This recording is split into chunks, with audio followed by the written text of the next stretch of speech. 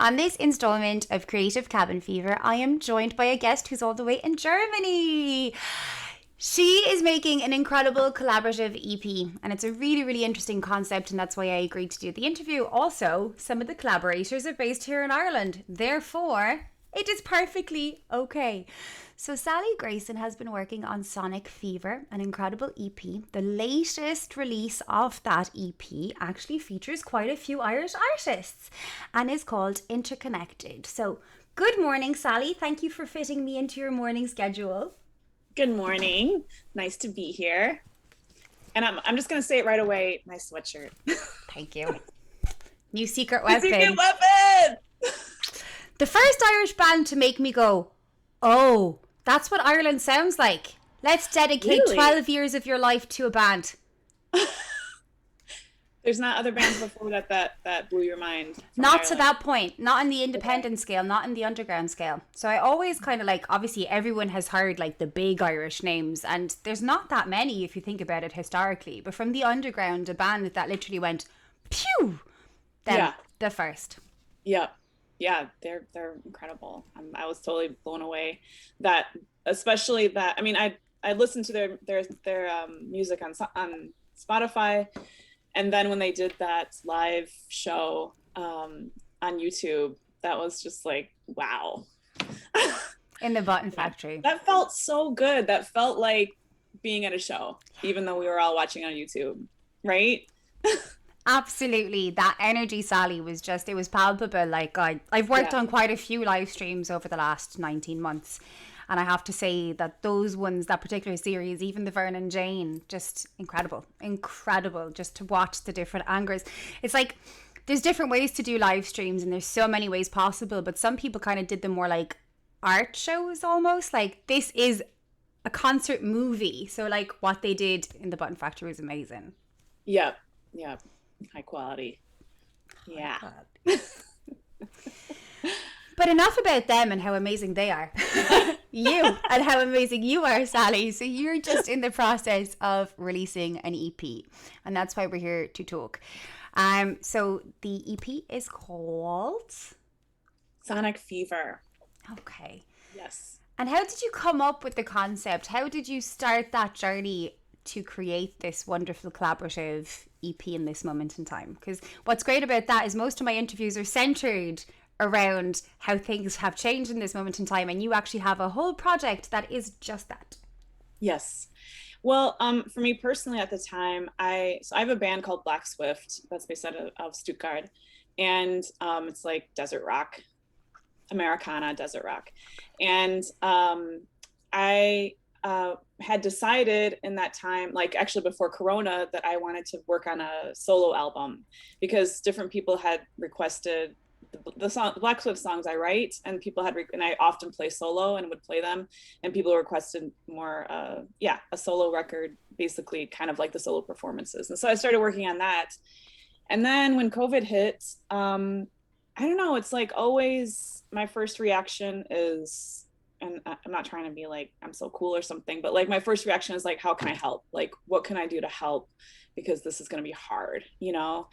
And and so then I thought, and then I had just come off a tour from the States, and I had met a drummer in Nebraska, and he's like, hey, I would love to collaborate sometime or something like that. And so then I was just thinking, okay, it's time to connect with people from all over. And so the idea sprung up, and I reached out to him. He was at home with his wife and kid and didn't have, studio access. So he ended up having like an electronic kit that he played on. And then he like took his iPhone and went to the garage and just recorded on his live kit. And so it was really just, and then the idea just developed more that like it should be like a virus, and that he, so I ended up inviting the next person, but then he invited the next person. So it was kind of like, super spreader situation. So then the idea came that, okay, I'm going to try to write songs for this time, about this time, to document it, but also to try to bring hope, and so I started doing that. And then with the first group, we thought, okay, you know, I mean, not like we're rolling in the dough as it relates to money made from music right now, but we thought, okay, for the whatever profit comes from this during this pandemic, that we wanted to find an organization to donate that to. And so we started talking about it, and found an organization called To Write Love on Her Arms, and it's a nonprofit that helps connect people struggling with like depression and self-harm and addiction and suicide. And yeah, so the profits during the pandemic are going to that organization. Just because, you know, that's where we're thinking, like, where are the people that, you know, obviously there was like food issues, you know, but also, you know, like everyone's struggling with mental health. I'm sorry, but everyone, you know, I don't know anybody who didn't struggle in this time. You know what I mean? So that was the idea. Yeah. Should I keep telling the story? Yes. Any questions? Well, like, I am a good listener, and when someone is being as fascinating as you're being right now and telling me that they have found a way to not only connect musicians but also help people who are struggling due to disconnection with mental health, I tend to want to listen more. Yeah. So, I mean, honestly, for me, that project really helped me get through. You know, it was just like you know, there's the path of Netflix, Of course. which many people took, and myself included. But I mean, keeping busy and doing something and feeling like you can contribute is an amazing feeling, you know? And yeah, I'm so thankful not only for that, but I totally made some really great friendships with this project, you know? And so anyway, so that song released, that's called Digital We Are. All these songs are on all streaming platforms, and then so for every song we also wanted to make a video. So the first video was created by the drummer Mikey Elfers. He plays in a band called the Killigans. Anyway, and yeah, anyway, I don't know if I should say all the bands that are No, but it's complex, right? Because you're literally doing something very similar to what I'm doing right now with Supersonic Sand, which is funny because both of the titles have Sonic, and it's like you're taking loads of collaborators and you're like, yeah, let's just see what happens, because I'm still in the middle of my process. Like you're nearing the end of yours. So like on the 2nd of July, the next video comes out, and that's super exciting. I've seen it. It's beautiful, and I can't wait to talk about that in a second. Cool. But it's so hard to actually talk about a concept idea, right? Like, how do you even push that? Like, so we have loads of collaborators and it's beautiful, and we know that what we're doing is their team, but then it's like, how do I actually streamline this into exactly what it is? I'm finding that really difficult, so I can imagine that. Yeah. I mean, what's also been interesting is that like realizing, I mean, my songwriting is pretty diverse. Like I'll write rock songs, and then I'll write, like, I hate the term singer-songwriter, but like you know what I mean? Like guitar and vocals, like, you know. And so, but it was interesting to see, you know, like the first song with electronic drums had that a little bit more electronic vibe. And then the next song I wrote it's called the Solidary Song. And I just wanted to write a really straightforward song to bring peace into people's lives, you know. So that's what it is. It's very straightforward. And it's and then I ended up collaborating with the bass player from, you know, the show, is there like The Voice of Ireland? Okay, we have The Voice of Germany. Okay. And I was on that show 5 years ago. Okay. And I can't hear you. Wait, are you saying something? No, I'm just wording so I don't talk over you. I have this technique. Okay. So to make sure the sound was working.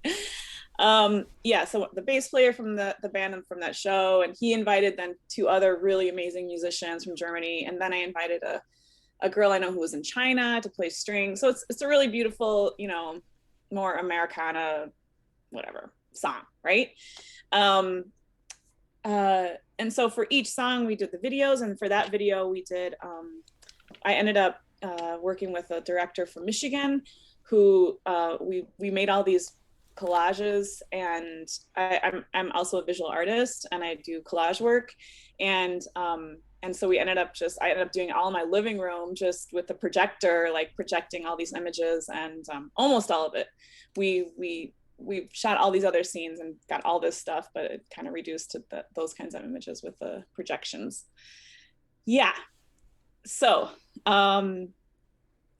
digital we are, and then Solidary Song, and then Interconnected. And this is where it gets funny. Yeah, okay, this story is great.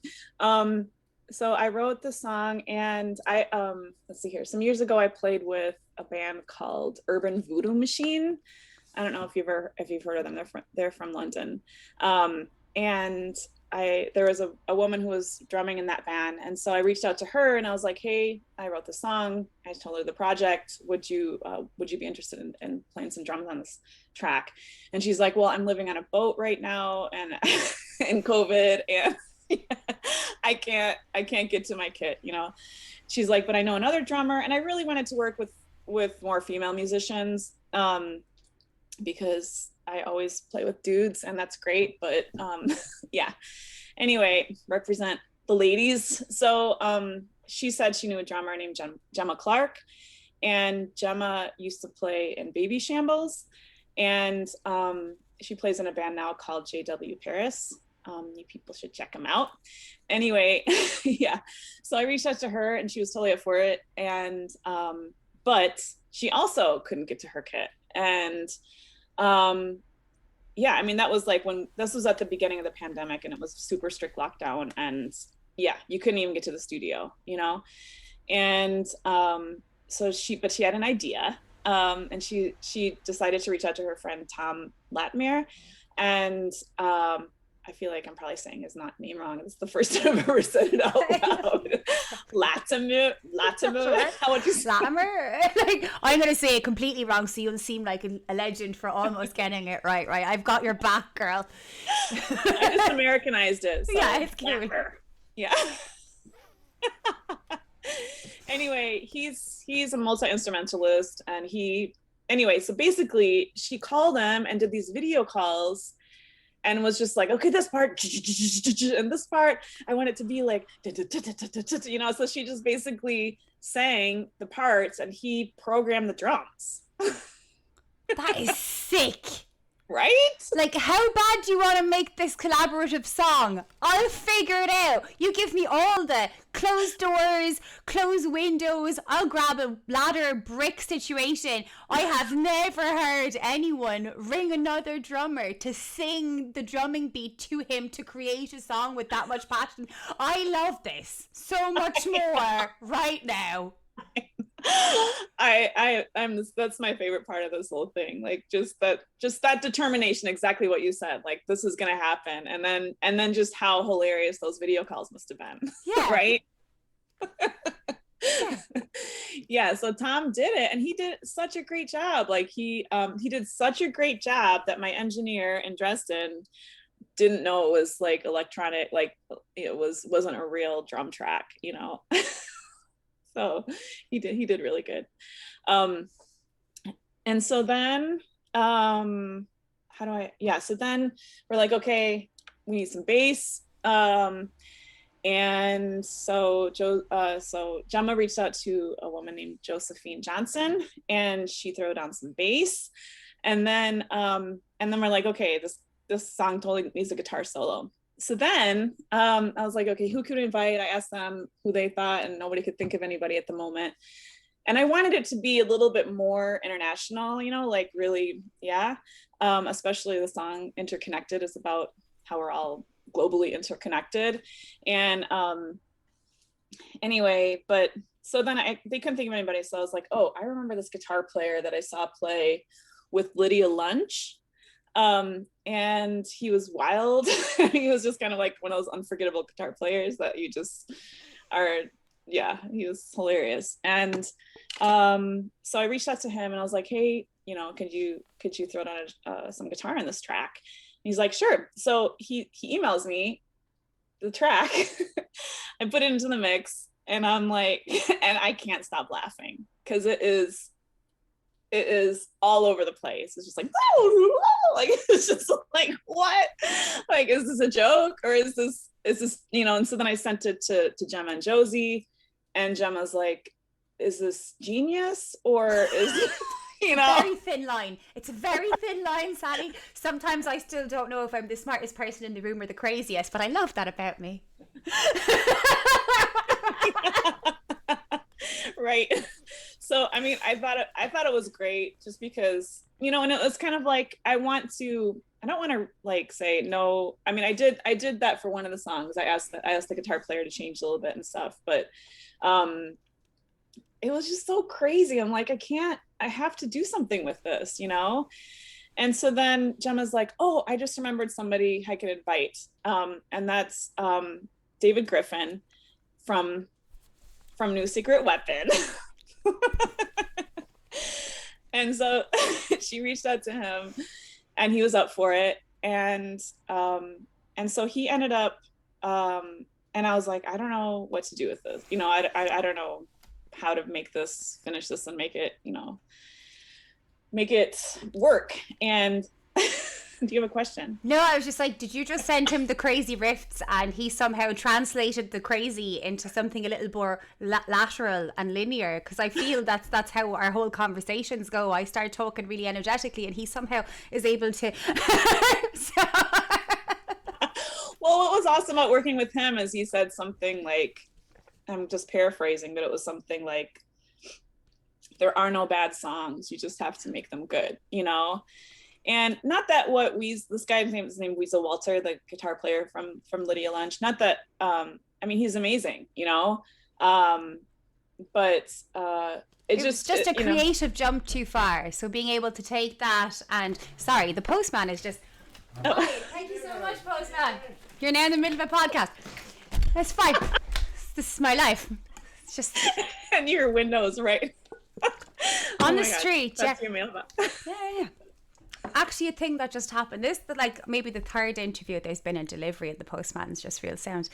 So yeah, it's like taking that like genius or that step too far out of your creative comfort zone and bringing it back down to somewhere in the middle of a creative comfort zone could only be possible by using a creative buffer like Griffo, I think. Yeah. So he ends up writing a totally different guitar part. And when he sent it to me, I put them together and I was like, okay, kind of dueling guitars. Like I was just trying to be open, like, okay, how does this work? Like, I liked it. Like I liked what he played and it fit much better to the song, but, you know, how does this work? And he's like, well, you're going to have to choose. I was like, oh. I know. And I'm like, what am I going to do? Like, I can't say, sorry, I have another guitar player who, you know what I mean? Like, and so then the light bulb moment, I had a fourth song that I'd been working on. And so I took Weasel's guitar part and I put it in that song and it fit perfect. It was so perfect for that song. Cause that song's about like trying to practice being present in the midst of chaos, you know?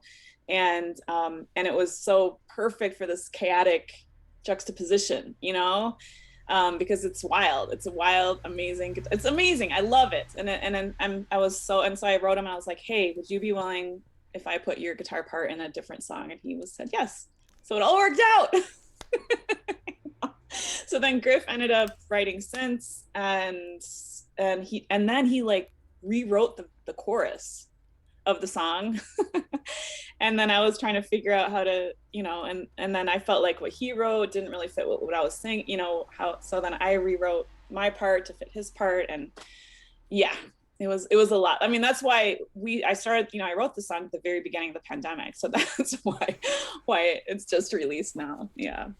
Yeah, that's amazing that it's evolved so much and there's been such a sense of like collaboration and that everything that's kind of happened during your journey for that EP has been like a hazardous, beautiful accident that ended up being exactly what you needed at the time. That's an amazing story. Like, I still think my favorite part is the phone call drummer. Yeah. But Gemma. like, you know, Gemma, like, I will remember Gemma that Clarke there is people. nothing going to stop Gemma Clarke from performing. Like, I am going to remember this for the rest of my career. Like, that is amazing. That is amazing. It really is. So you're about to release the video for that, and then there's one more track coming out. Is that correct? Yeah, let me tell you about that really quick. Okay. That track, I started writing that song because Elise Tro, whose name I'm also not sure if I'm saying correctly. She's from San Diego, and she is a multi-instrumentalist, and she was on her Instagram, she put a Dropbox link, and in that Dropbox link, she had drum tracks that were like a minute long that you could loop. And then she made videos of her drumming those, creating those tracks. And so she had it open that anybody could collaborate on top of those. And so I was like, okay, perfect. So I took her drums and wrote that song on top of that. And then, and then put the guitar in there. And then I reached out. I wanted this to be working with all musicians I've never worked with before, but I have a friend who I started the very first song I ever wrote with him and recorded in the studio. I had to reach out. He lives in California. He's a friend named Gyro. And so he's the person he's one of the people that helped me start music to begin with. So so it was really cool. And then he really took it to a totally different direction, and we kind of found a middle ground too. But it's good. You're gonna like that one too. I honestly have enjoyed all of them, Sally, and I was so happy that you reached out for the interview, and I was so happy that I was able to find a way for the Irish audience to still have a really connected thing to go with it. That they're beautiful tracks. I love the concept. I love that there's so many creative forces and lights out there willing not only to do crazy phone calls for drumming, but to actually collaborate and still create and let absolutely nothing stop them. There's so much positivity has come out of this time. I know it's been tough. I fully understand how tough it is. Like you said at the beginning of the interview, there's not one of us hasn't mentally been challenged, or we're currently in a long state of trauma, and grief. Totally. So right. Yeah, I mean, with this last group of people, Gemma and Tom and Griff and I a couple times had Zoom calls to talk about how to go forward, but also just share a drink together. And and that was great. Those guys are so fun. And then we have they're fabulous people, and I am just so thankful for those friendships that have evolved. And we're talking, we're like, okay, what are we gonna do next?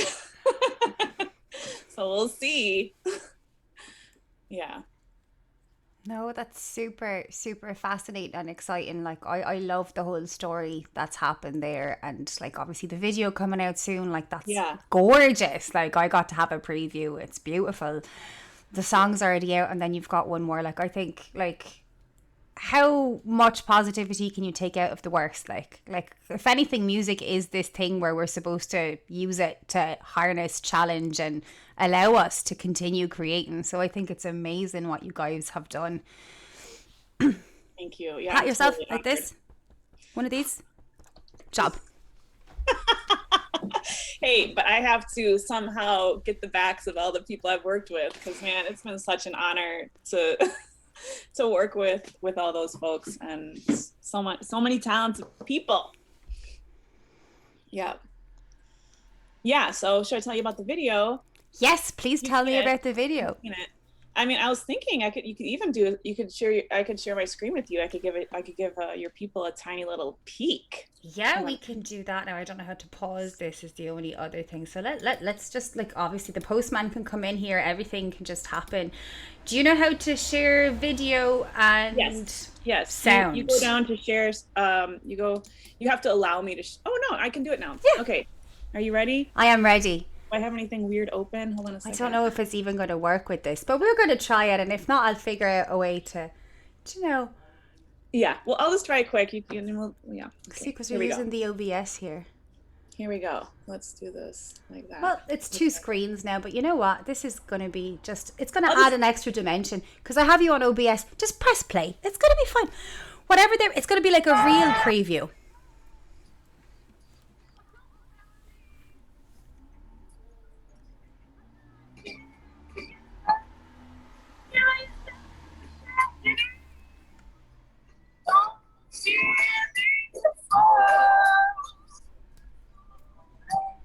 Okay, that's all I'm giving you because That's it sounds off. Yeah, and look, that's all. I think that's all we should do as well, because it's not even just about that. It's now the OBS is just now. We see we got like two screens here where it was cut in half because the OBS, because I have you separated. But I think that's great because now we had a completely different version of the video, and everyone's like, "Let's watch the real video," and I'm like, "Yes, you should," because I've seen it and I know it's amazing. Cool.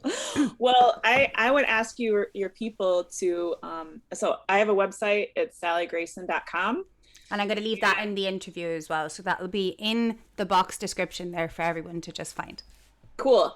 And if there's a link on there that I send three free songs, and I also will send then a link to the preview, or what's it called? No, the premiere.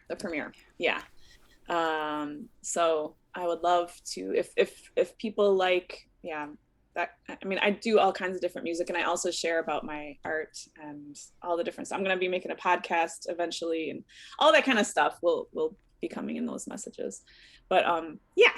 So, but the video, we had a little brainstorming session, and Griff actually came up with the whole, kind of storyboard.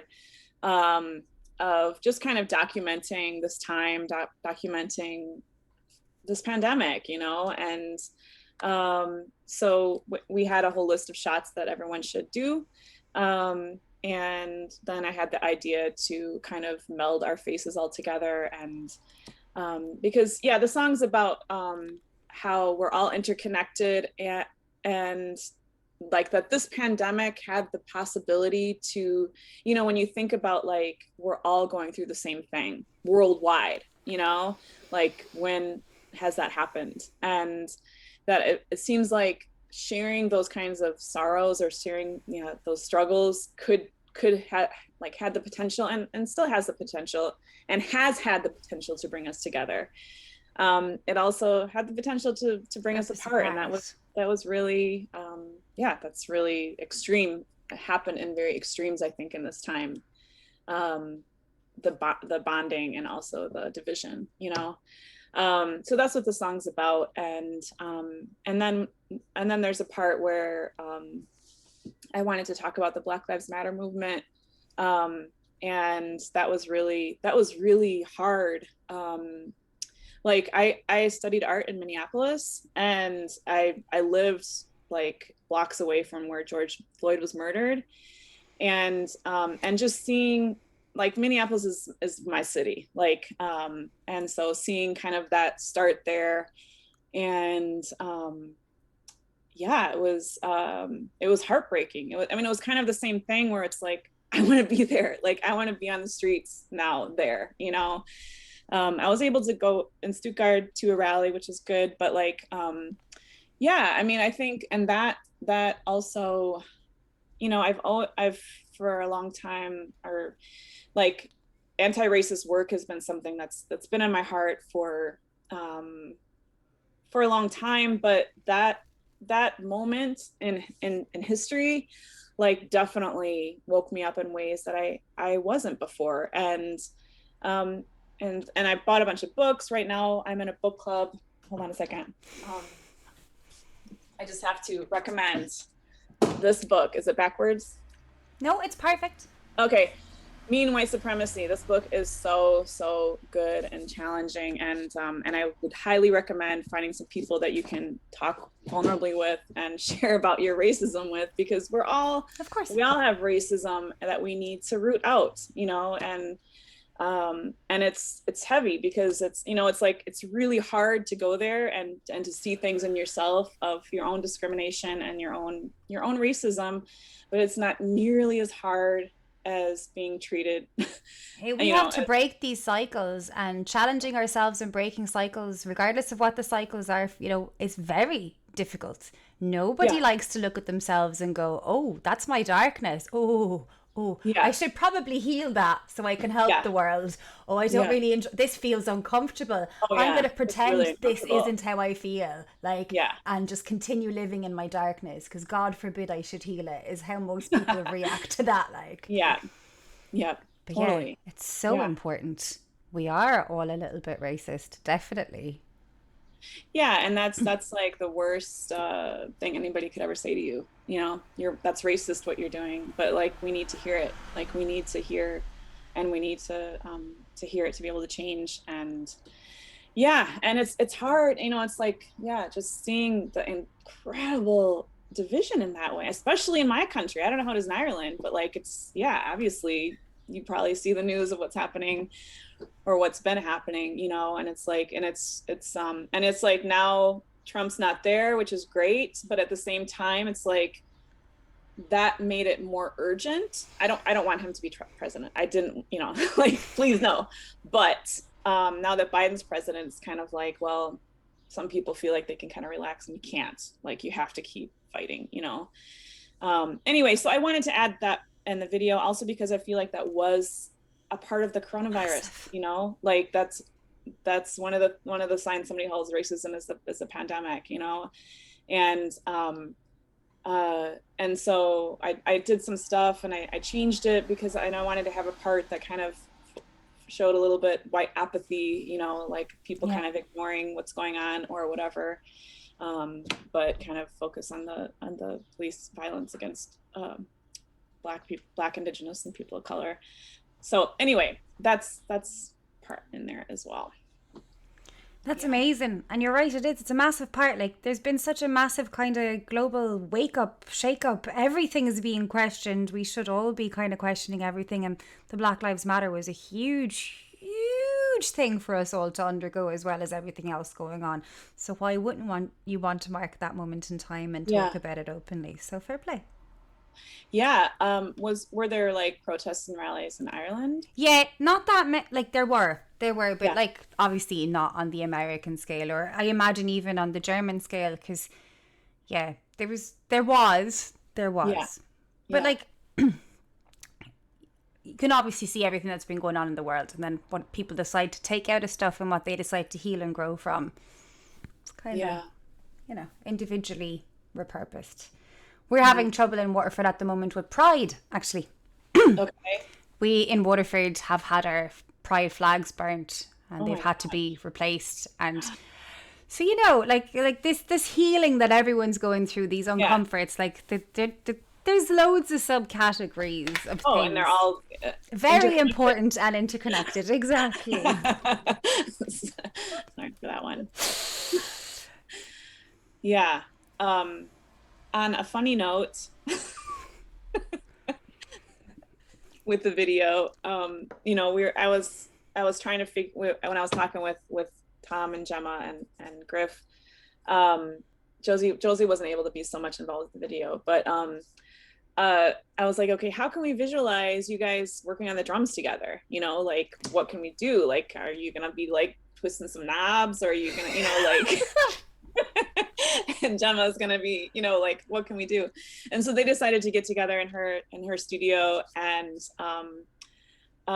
play the drums together. And the video they sent me, brought me so much joy because they just hung out and they've been friends forever, you know, so they know each other really well, and like they just had a good time, like cranking up the song and playing the drum, getting on the drum kit together. Like Tom was on top of on a chair at one point and just like it was hilarious. That is amazing. That's at the end of the video, or kind of parts kind of in the middle. I seen a few supercuts of it. I was like, that looks so funny. And now that I have the Drummond story in my head, I think I'm going to go watch the video after this before everyone else, and I'll have a better keen eye. But everyone else, do remember to go to Sally's website to get the premiere, because she'll send you the tracks and the premiere, and it's going to be amazing. Now, we haven't really talked about your musical journey too much or in detail. So, like, I mean, we kind of flew through over these things, right? So you were on the German X Factor? The Voice. The Voice? Okay. See? It's pretty much, no, that's not, Anyway, that was 5 years ago, which is crazy. I got contacted by a talent scout because I hadn't ever really seen the show. I'd seen like maybe a YouTube video of like a blind audition or something, and I was like, okay. And he contacted me, and I was like, I'm not really like a pop star kind of person. Like that's not really. and he's like, no, we have all different kinds of music, and and I was like, well, I'm also not, I also am kind of already formed in who I am. Like, I'm not like somebody you can take and mold, manufacture me. Good luck to you. And he's like, no, he's like, we want you to stay you. We want you to be authentic to yourself. And I was like, okay, sounds interesting. And so, and so he invited me to an audition in Stuttgart, and I went, and then I got invited to an audition in Berlin, and then I got invited to the show. And it was super fun. I loved it. I love being on TV. I want more. No, it was awesome. I mean, some people of course don't always have good experiences, but I felt really treated respectfully. I I love performing. I love being on stage, and then just having all the, what is it? Getting your makeup done, figuring out what to wear, like, all that stuff is just fun to me. And so and then I played The Cure, Love Cats, a little like punk rock version. I'll just send you a link. Thank you. Yeah. And then I had 3 performances then on that show. And then the second one, like, our judges chose, it was like the duet thing. They chose their song, which I wasn't excited about, but that's okay. And then the third one, they invited like so I was with German rappers were my coaches. Cool. Yeah, I was like, what's that like who's the judges over there? Because like about 2 months ago, I had a band from Belfast on the show, and one of their stepdads was in a band with one of the heaviest metal bands from Poland, and they actually are the judges on The Voice in Poland.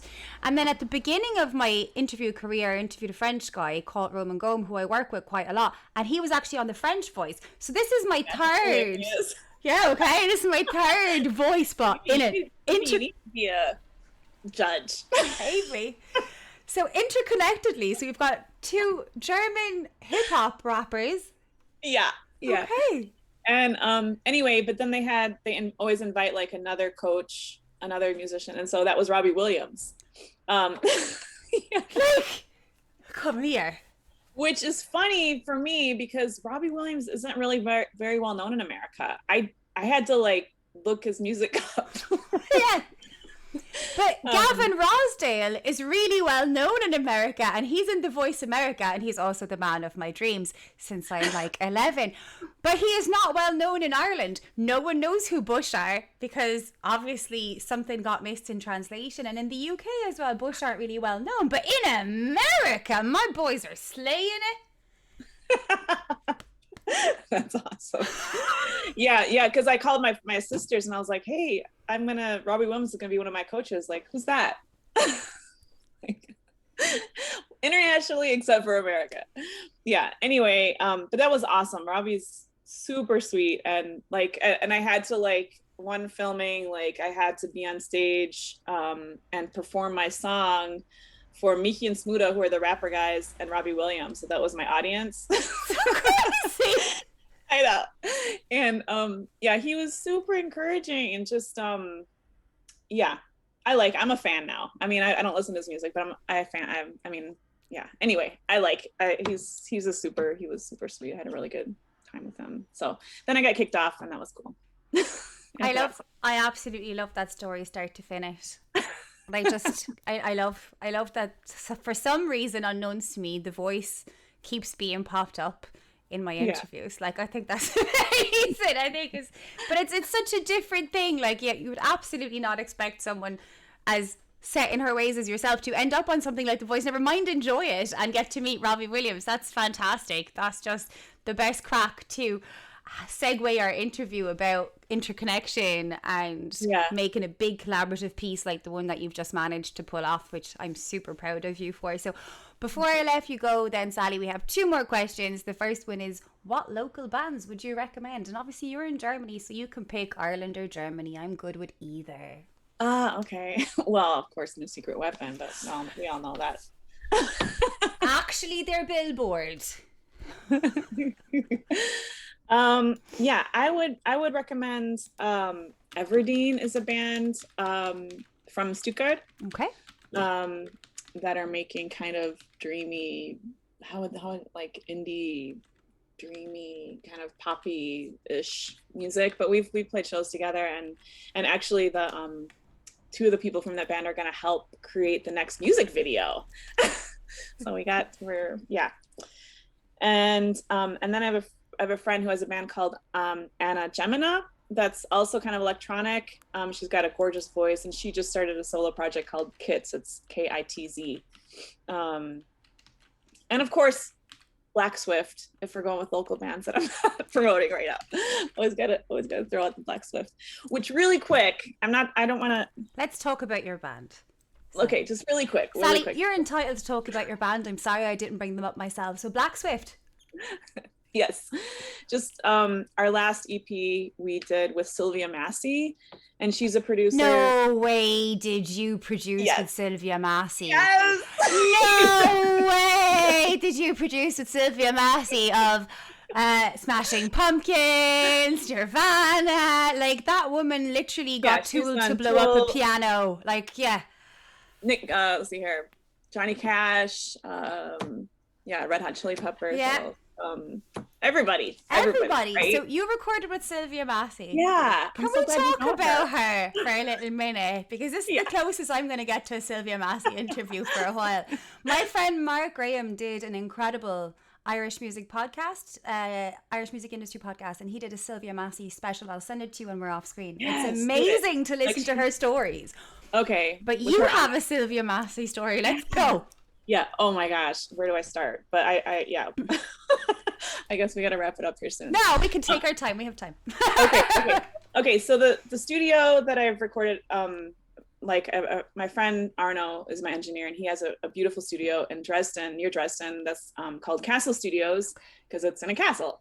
And so when she was working on her book, I have it right back there, called Recording Unhinged. She was looking for like unusual recording spaces, and so she contacted them, and come to find out, like, they have this huge Neve console and just an amazing equipment and everything. And so she came and she loved it. And so she started doing workshops there, and she was going to be doing another workshop. And so Arno reached out, and he's like, hey, do you want to be the guinea pigs for Sylvia Massi's workshop? And I was like, oh, yes. And so we went, and it was incredible. There was also like engineers and producers from all over the world that came to watch her, watch her work. Do her thing. Was she painting as she was recording you? Because I know she does that a lot. Like, yes. Okay. Oh my God. She wasn't painting, but she drew some hilarious pictures.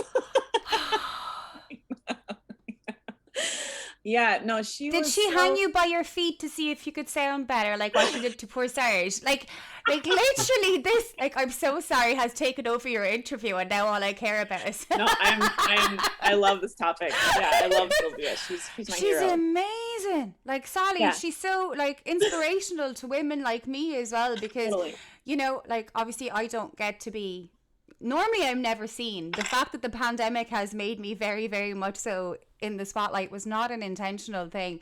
Like, I listened to the Mark Graham podcast, and she said so many inspirational things that made me go, no, this is definitely the career I belong to as a woman. Like, because a lot of the time you kind of, well, I do anyway. I always wonder where my place is in the music industry as a woman. So there's a lot of times you kind of have to listen to really inspirational women like Sylvia, who would take down any man while still being respectful and fun. Like, totally.